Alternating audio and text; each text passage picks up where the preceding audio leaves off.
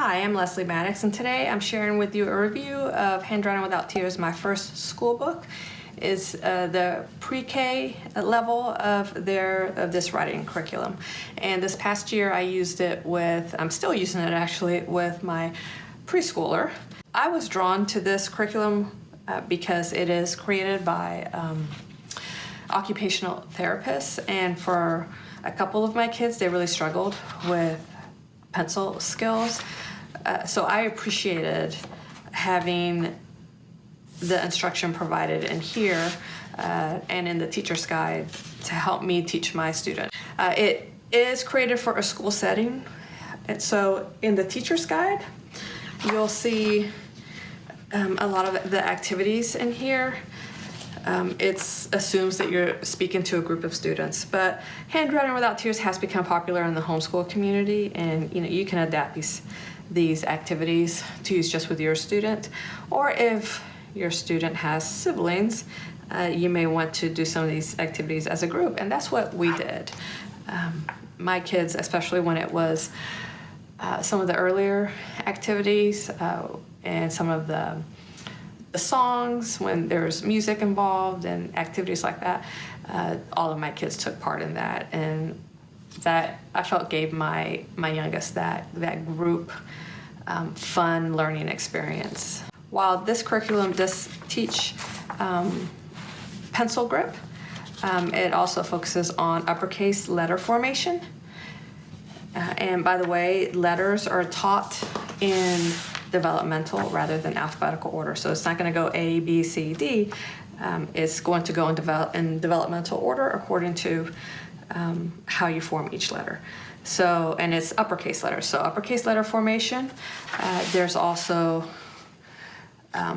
number formation, and I'm sorry that this is bleeding through, as I used a dual dot marker on the back, so obviously these pages will not hold marker very well. You're going to want to use crayons. It's intended to use crayons for this. So maybe I'll just flip back here. So there's letter formation also, and it does give a nod to the first sound of each letter. So like K for kite. This isn't how I taught my kids or how I taught him the letter sounds. I used the Leapfrog Letter Factory DVD for that for all three of my kids, and it worked fabulously. I'll put a link down below for that. So this gives a nod to that, but I don't focus on that aspect of it. There's also some teaching about shapes and colors, and which is, those are good concepts to cover, especially for preschool. I felt like in here, though, really the primary purpose was just to give more practice in their crayon skills, holding the crayon correctly, and tracing lines, that kind of thing, some pre-writing activities. It is important to know that this workbook is just one part of this curriculum. I use just a workbook for older grades, but for this level in particular, I feel it's important to have some of the other resources and supplies that Handwriting Without Tears sells for the multisensory aspects of the curriculum. So some of my favorites are the wood pieces set for capital letters. Those were great. My kids love using those, and so he would practice creating his letter with the wood pieces, and it helps him really pay attention to the details. And then after we were done with whatever letter we were working on, he could play with them for a while. Sometimes he'd form more letters, sometimes he'd do something else. There's also a mat for putting the letters on. The important part of it is the size of the mat, the dimensions, and the little smiley face at the top, because they start at the smiley face. So we purchased that as well. The Mat Man hands. There's some instruction here about drawing a person, the different parts of the person, using like the mat, and then the different wood pieces, and then the little hands, so they learn how to draw a person, the different parts of a person. I also love the Stamp and See screen. for practicing letter formation. I also love the slate chalkboard, and my son loves the slate chalkboard. And you get instruction and the teacher's guide on how to use that. You can buy the little chalk pieces for it. They sell them so they're itty bitty, which forces students to use just those 2 fingers. You could break chalk apart as well. But the important thing is to have the little chalk pieces, and then little pieces of sponge. In this teacher's guide, there's pages, not just for each page in the workbook, but pages about how to use, different multisensory activities. Like here's the slate activity. So that's really nice. I also purchased the flip crayons because they are the smaller crayons and forced my son to use just those 2 fingers. I found that, like, depending on the student and how big their hand is, that they might do better with a regular size crayon.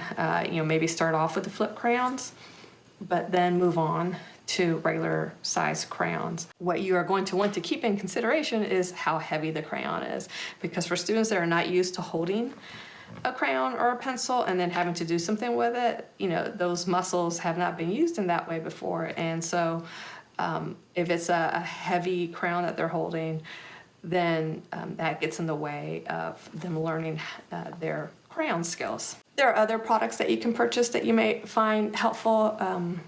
I'll link my blog post below where I kind of list out those products, and you can refer to that when you take a look at it and see if you think those might be helpful to you. As far as teacher prep goes, before you get started with this curriculum, you're going to want to spend some time getting to know the teacher's manual. So I spent some time with this. I learned about how to help a student correct their pencil grip, and that was like life-changing for me and my boys. There's also a suggested lesson plan at the back. And so you can try that out, refer to that, and that I also found helpful. And they have them doing 2 different activities a day, sometimes incorporating like the sing-along CD, sometimes incorporating one of these other products that I mentioned. The first time I used this with one of my older kids, I plugged in these activities into our lesson plan pretty much like this, except we did a 3 or 4 day week with a preschooler instead of 5 days. So the first time we used this, I used it pretty much like this. This next time around, I've adapted it and kind of cut out the stuff that I didn't think was as helpful, or depending on the letter that we're learning, I cut that out. I cut out certain activities if he was not struggling with it. So I adapted it with my son, my youngest this year. But you're going to want to do some prep. You're going to want to do some reading and plan out how to use this. How much time the student will spend on this will depend on how you use it. Active teaching time usually takes less than 5 minutes. Although it did always take longer when we did one of the fun songs, because they just kind of had fun with that.